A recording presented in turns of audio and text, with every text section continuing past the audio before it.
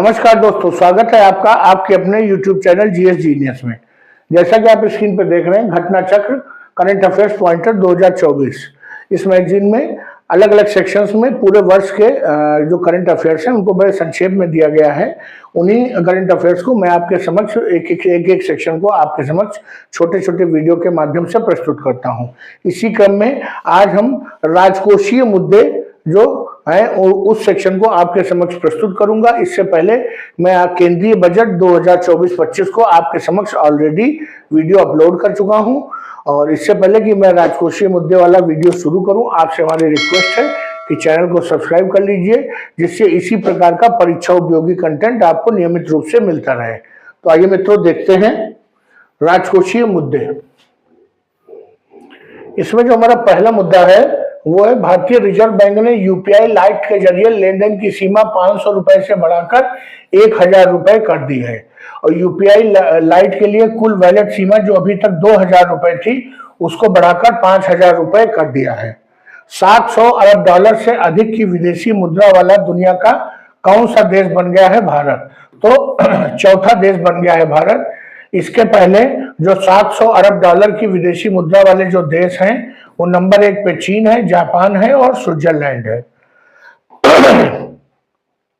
RBI ने UPI के जरिए भुगतान की जाने वाली अधिकतम राशि 1 लाख को बढ़ाकर 5 लाख कर दिया है। आरबीआई के अनुसार यूपीआई से कितने उपयोगकर्ता हैं? तो 42.4 करोड़ लोग भारत में यूपीआई का उपयोग लेन देन के लिए करते हैं। आरबीआई की मौद्रिक नीति समिति वित्त वर्ष 2025 के लिए सीपीआई मुद्रास्फीति का अनुमान कितना लगाया है? तो 4.5% ये सीपीआई मुद्रास्फीति का अनुमान है। वर्ष 2025 में जीडीपी वृद्धि का अनुमान कितना लगाया गया है? तो 7.2%। आरबीआई ने अपनी रेपो रेट को अपरिवर्तित करने का फैसला रखा है और वो कितनी है रेपो रेट दर? तो 6.5% है। ये रेपो रेट वो रेट होता है जिस दर पर आरबीआई जो है अन्य बैंकों को लोन देता है। भारतीय जीवन बीमा निगम की आईडीएफसी फर्स्ट बैंक में अपनी हिस्सेदारी 0.20% से बढ़ाकर 2.68% कर दी गई है। महामारी की तैयारी और प्रतिक्रिया को बढ़ाने के लिए भारत ने किसके साथ 170 मिलियन डॉलर का ऋण समझौता किया है? तो एशियाई विकास बैंक के साथ समझौता किया है। बेसिक डीमैट खाते की सीमा को सेबी द्वारा वर्तमान 2 लाख रुपए से बढ़ाकर 10 लाख रुपए कर दिया गया है। थोक मूल्य सूचकांक, उत्पाद मूल्य सूचकांक, उपभोक्ता मूल्य सूचकांक जैसे सूचकांकों के लिए वर्तमान आधार वर्ष कौन है? तो 2011-12 को थोक मूल्य सूचकांक, उत्पाद मूल्य सूचकांक और उपभोक्ता मूल्य सूचकांक जैसे सूचकांकों के लिए आधार वर्ष माना जाता है। नीति आयोग ने शासी परिषद की 9वीं बैठक की अध्यक्षता किसने की? प्रधानमंत्री श्री नरेंद्र मोदी ने की। आर्थिक सर्वेक्षण 2023-24 किसके द्वारा तैयार किया गया है? तो वित्त मंत्रालय के आर्थिक मामलों के विभाग का आर्थिक प्रभाग जो है उसने तैयार किया है ये आर्थिक सर्वेक्षण ने वित्त वर्ष 2025 के लिए जीडीपी वृद्धि का अनुमान 6.5 से 7% के मध्य लगाया है। और वित्त वर्ष 2023-24 में खुदरा मुद्रास्फीति घटकर 5.4% रह गई है। 23-24 में सेवा क्षेत्र में वृद्धि हुई है, 7.6% की वृद्धि सेवा क्षेत्र में हुई है। पिछले 5 वर्षों में कृषि क्षेत्र की वार्षिक वृद्धि रही है 4.18% जो है कृषि क्षेत्र की वार्षिक वृद्धि रही है। वित्त वर्ष 2023 में व्यापार घाटा वित्त वर्ष 2022-23 की तुलना में कम रहा। तो चालू खाता घाटा लगभग जीडीपी का 0.7% रहा। बीमा पोर्टफोलियो प्रबंधन के लिए एक मंच बीमा सेंट्रल किसने लॉन्च किया है? तो कैम्स इंश्योरेंस रिपोजिटरी सर्विसेज ने जो है बीमा पोर्टफोलियो प्रबंधन के लिए एक मंच बीमा सेंट्रल लॉन्च किया है। मई 2024 में वाणिज्य और उद्योग मंत्रालय के आधिकारिक आंकड़ों के अनुसार भारत में समग्र थोक मुद्रास्फीति थोक मूल्य सूचकांक के आधार पर बढ़कर हो गई है 2.61%। डिजिटल पेमेंट इंटेलिजेंस प्लेटफॉर्म स्थापित करने का प्रस्ताव किसने दिया है? जो भुगतान धोखाधड़ी जोखिमों को कम करने के लिए उत्तम तकनीकों का उपयोग करेगा भारतीय रिजर्व बैंक ने। सरकारी आंकड़ों के अनुसार 23-24 में भारत के सबसे अधिक एफडीआई कहां से प्राप्त हुआ है? तो सिंगापुर से प्राप्त हुआ है। हालांकि 2023-24 में सिंगापुर से एफडीआई जो है वो 31.55% घटकर 11.77 बिलियन ही रह गया है। और इसका कारण क्या है? वैश्विक आर्थिक अनिश्चितताओं के कारण भारत में एफडीआई प्रवाह घट गया है, लगभग 3.5% की कमी देखी गई है। भारत में अब तक सबसे अधिक एफडीआई प्रवाह 2021-22 में आया था। रेटिंग एजेंसी मूडीज ने वित्त वर्ष 23-24 में भारत की वास्तविक जीडीपी की कितनी बढ़ने का अनुमान लगाया है? 8% का अनुमान लगाया है। नवंबर 2023 में यह पूर्वानुमानित जो था वो 6.6% था। एशियाई विकास बैंक ने 2024 के लिए भारत की जीडीपी वृद्धि पूर्वानुमान को बढ़ाकर 7% कर दिया है। वित्त वर्ष 2025 के लिए जीडीपी का वृद्धि अनुमान 7.2% है। और आरबीआई की नवीनतम मौद्रिक नीति के अनुसार रेपो रेट इस समय कितना है? 6.5% है। मैंने आपको रेपो रेट वाला अभी पहले भी बताया था। वित्तीय वर्ष 2023-24 में रक्षा निर्यात का रिकॉर्ड स्तर पहुंच गया तो 21,083 करोड़ रुपया अर्थात 2.63 बिलियन रुपीज हो गया, डॉलर हो गया। यह रक्षा निर्यात पिछले वित्तीय वर्ष से कितने प्रतिशत बढ़ा है? तो 32.5% बढ़ा है। 22-23 में यह 15,920 करोड़ रुपया ही था और इस वर्ष ये बढ़कर 21,083 करोड़ रुपए हो गया। वित्तीय वर्ष 2023-24 के लिए भारत का शुद्ध प्रत्यक्ष कर संग्रह 17.7 बढ़कर 19.58 लाख करोड़ रुपया हो गया। सकल व्यक्तिगत आय कर संग्रह ये अंतिम कितना था? 12.01 लाख करोड़ रुपए। भारतीय रिजर्व बैंक ने प्रचलन में 2000 के नोटों का कितने प्रतिशत वापस ले लिया है? 97.87% नोट वापस ले लिए हैं। कौन सा देश 100 बिलियन की प्रेषण राशि प्राप्त करने वाला पहला देश बन गया है? तो भारत बन गया है। संयुक्त राष्ट्र प्रवसन एजेंसी के अनुसार वर्ष 2022 में भारत को लगातार 111 बिलियन डॉलर की प्रेषण राशि प्राप्त हुई है और वर्ष 2022 में प्रेषण राशि प्राप्त करने वाले शीर्ष 3 देश कौन हैं? तो भारत नंबर 1 पर, मैक्सिको नंबर 2 पे और चीन नंबर 3 पे है। वैश्विक स्तर पर किस देश में सबसे बड़ी संख्या में अंतरराष्ट्रीय प्रवासी हैं? तो भारत में है।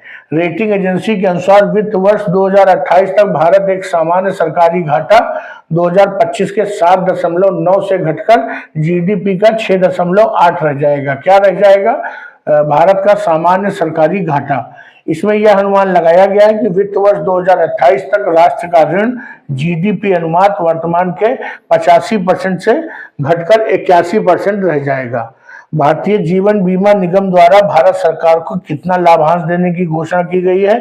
तो 3,662 करोड़ रुपए एलआईसी ने लाभांश देने की घोषणा की है। भारतीय रिजर्व बैंक ने केंद्रीय सरकार को वर्ष 23-24 के अधिशेष के रूप में कितनी राशि स्थानांतरित करने की स्वीकृति दी है? 2.11 लाख करोड़ रुपए स्थानांतरित करने की स्वीकृति दी है। सरकार ने एक समान जाने अपने ग्राहक केवाईसी मानदंड पर विशेषज्ञ समिति का गठन किया है, जिसकी अध्यक्षता वित्त सचिव टीवी सोमनाथन ने किया है। कौन सी परिषद ने वित्तीय क्षेत्र में केवाईसी प्रक्रिया को डिजिटलीकरण और सरल बनाने की रणनीति तैयार की है? तो वित्तीय स्थिरता और विकास परिषद ने। नीति आयोग के अनुसार भारत की गरीबी घटकर अब 5% से नीचे ही रह गई है। सीजन 2024-25 अक्टूबर सितंबर के लिए केंद्रीय मंत्रिमंडल ने गन्ने की उचित और लाभकारी मूल्य को 315 रुपए प्रति कुंटल से बढ़ाकर 340 रुपए प्रति कुंटल कर दिया है। सेवानिवृत्त कोष निकाय अर्थात ईपीएफओ ने 2023-24 के लिए कर्मचारियों के भविष्य निधि पर जमा दर ब्याज बढ़ाकर 8.25% कर दिया है। वित्त और कारपोरेट मामलों के मंत्री निर्मला सीतारमण ने 24-25 के लिए अंतरिम केंद्रीय बजट कब प्रस्तुत किया? 1 फरवरी 2024 को प्रस्तुत किया। केंद्रीय मंत्री निर्मला सीतारमण ने कौन सा लगातार बजट पेश किया है? तो ये उनका छठा बजट है। उन्होंने किस वित्त मंत्री के रिकॉर्ड की बराबरी की है? तो मंत्री मोरारजी देसाई की वित्त मंत्री थे, उन्होंने लगातार 6 बार ये जो है बजट प्रस्तुत किया था। वित्त मंत्री ने अगले वर्ष के लिए पूंजीगत व्यय का प्रावधान किया है 11,11,111 करोड़। पूंजीगत व्यय जीडीपी का कितने प्रतिशत होगा? 3.4% होगा। अगला पॉइंट है, राष्ट्रीय आय के पहले अग्रिम अनुमान के अनुसार वित्त वर्ष 23-24 में भारत की वास्तविक जीडीपी वृद्धि दर कितनी रहने का अनुमान है? 7.3% का अनुमान है। वित्त वर्ष 2024-25 में राजकोषीय घाटा जीडीपी का 1.5% रहने का अनुमान है। वित्त मंत्री के अनुसार सरकार किस वर्ष भारत को विकसित भारत बनाने के लिए प्रतिबद्ध है? वर्ष 2047 में। बजट 2024-25 के अनुसार प्रधानमंत्री किसान संपदा योजना से कितने किसानों को लाभ हुआ है? 38 लाख किसानों को लाभ हुआ है। 10 लाख रोजगार उत्पन्न हुए हैं। आयुष्मान भारत योजना के तहत स्वास्थ्य सेवा का दायरा बढ़ाते हुए किनको शामिल किया गया है? सभी आशा कार्यकर्ता, आंगनवाड़ी कार्यकर्ता और सहायकों को आयुष्मान योजना में शामिल किया गया है। पिछले 10 वर्षों में प्रत्यक्ष कर संग्रह 3 गुना से अधिक हो गया है और रिटर्न फाइल करने वालों की संख्या 2.4 गुना बढ़ गई है। केंद्रीय वित्त मंत्री ने घोषणा की है कि मौजूदा स्वदेशी कंपनियों के लिए कारपोरेट कर दर 30% से घटाकर 22% कर दी जाएगी। बजट 2024-25 में सबसे बड़ा आवंटन किसे दिया गया है? रक्षा को। और सबसे कम आवंटन किसको दिया गया है? कृषि क्षेत्र को दिया गया है। बजट के अनुसार प्रधानमंत्री किसान सम्मान योजना के माध्यम से हर साल सीधे वित्तीय सहायता कितने किसानों को दी जाती है? 11 करोड़ 80 लाख किसान, जिसमें सीमांत और छोटे किसान भी शामिल हैं। पिछले 10 वर्षों में कितने लोग बहुआयामी गरीबी से बाहर निकले हैं? तो 25 करोड़ लोग बहुआयामी गरीबी से बाहर निकले हैं। प्रधानमंत्री जनधन खातों में 34 लाख करोड़ रुपए के डायरेक्ट बेनिफिट ट्रांसफर से सरकार को कितनी बचत हुई है? 2.7 लाख करोड़ की बचत हुई है। प्रधानमंत्री स्वनिधि योजना के तहत कितने स्ट्रीट वेंडर्स को ऋण की सहायता प्रदान की गई है? तो 78 लाख लोगों को ऋण की सहायता प्रदान की गई है। सरकार ने शिल्पकारों और कारीगरों को 18 व्यवसायों में समर्थन प्रदान करने के लिए कौन सी योजना शुरू की है? प्रधानमंत्री विश्वकर्मा योजना शुरू किया है। सरकार ने अंत्योदय अन्न योजना परिवारों के लिए चीनी सब्सिडी की योजना को 31 मार्च 26 तक किस योजना के तहत बढ़ाया है? सार्वजनिक वितरण योजना के तहत सरकार ने इसको बढ़ा दिया है। वित्त मंत्री ने मोबाइल हैंडसेट के विभिन्न घटकों पर आयात शुल्क 15% से घटाकर 10% कर दिया है। केंद्रीय मंत्रिमंडल ने किस फसल के लिए न्यूनतम समर्थन मूल्य को मौसम 2024 के लिए मंजूरी दी है? कोपरा। कोपरा मतलब वही नारियल। तो मित्रों, जो राजकोषीय मुद्दे थे महत्वपूर्ण, वो मैंने आपके समक्ष प्रस्तुत कर दिए हैं। ये पोर्शन थोड़ा टफ होता है, वीडियो बहुत बड़ा नहीं है, आप चाहें तो 2 बार देख के इसको परफेक्शन ला सकते हैं इसमें। तो चलिए मित्रों, वीडियो को यहीं समाप्त करता हूं। कंटेंट अच्छा लगा हो, परीक्षा उपयोगी लगा हो तो वीडियो को लाइक करिए, चैनल को सब्सक्राइब करिए। धन्यवाद।